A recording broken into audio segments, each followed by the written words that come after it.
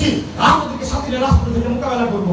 আমাদের মনে করছে শিল্পপতি ব্যবসায়ী মানুষ একটা গুলি ফুটাবো আর দুটা মামলা দেবো আর 3 বার জেলে নিবো, হ্যাঁ থাকবো।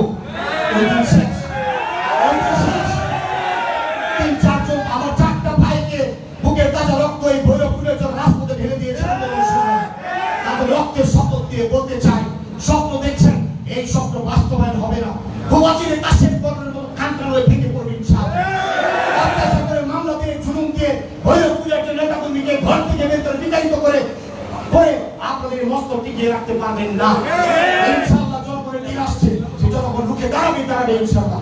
আমরা তাই আজকে বলতে চাই, এই 43তম শাহাদাত বার্ষিকীতে শহীদ রাষ্ট্রপতি জিয়া রহমানের জন্য দোয়া করবেন। উনি যে দলের যে আদর্শিক জায়গাটা দিয়ে গেছেন, সেই আদর্শিক জায়গা থেকে আজকে জিয়া পরিবারের উপর চরম বিপদ। আজকে বেগম খালেদা দেখে আজকে কত বছর যাবত কারাগারে, আমাদের মা 3 বারের কথা তাকে আজকে মুক্ত করতে পারছি না। বিনা চিকিৎসায় আজকে মৃত্যুর সঙ্গে পাঞ্জা করছে। এই কষ্টটুকু আপনারা খেয়াল রাখবেন।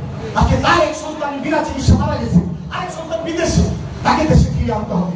সে ছাড়া আমাদের কোনো আর ভূত ভবিষ্যৎ নাই।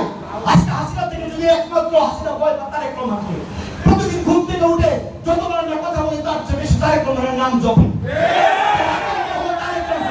আর তারেক রহমান হলো বাংলাদেশ। এই 43তম শাহাদাত বার্ষিকীর দিনে আমি আপনাদেরকে বলতে চাই, জিয়া রহমানের শ্রেষ্ঠ সন্তান বিএনপির ভারপ্রাপ্ত চেয়ারম্যান জনাব তারেক রহমানের জন্য দোয়া করবেন। তার রেখে যাওয়া যে কাজ, অসমাপ্ত কাজ, বেগম খালেদা জিয়ার অসমাপ্ত কাজ, যে নেতৃত্ব বাংলাদেশকে দিতে হবে, এটা জিয়া পরিবারকে ধ্বংস করে আওয়ামী লীগের মূল নেতৃত্ব, মূল টার্গেট হতে রাখে। আল্লাহ মাইকে তারেক রহমানকে বেড়ে ফেলার ষড়যন্ত্র করেছিল, কিন্তু কিছুই করতে পারেন। আল্লাহর রহমতে সুস্থ এবং অতি শীঘ্রই বাংলাদেশের পরিস্থিতি প্রেক্ষাপট বিবেচনা করে উনি বাংলাদেশের নেতৃত্ব আহ্বান। আজকে শহীদ রাষ্ট্রপতি জিয়া রহমানকে আল্লাহ সর্বোচ্চ জান্নাতুল ফেরদৌস নসিব করুন। সকলে দোয়া করবেন। আর আজকে যে মূল বিষয়, আমরা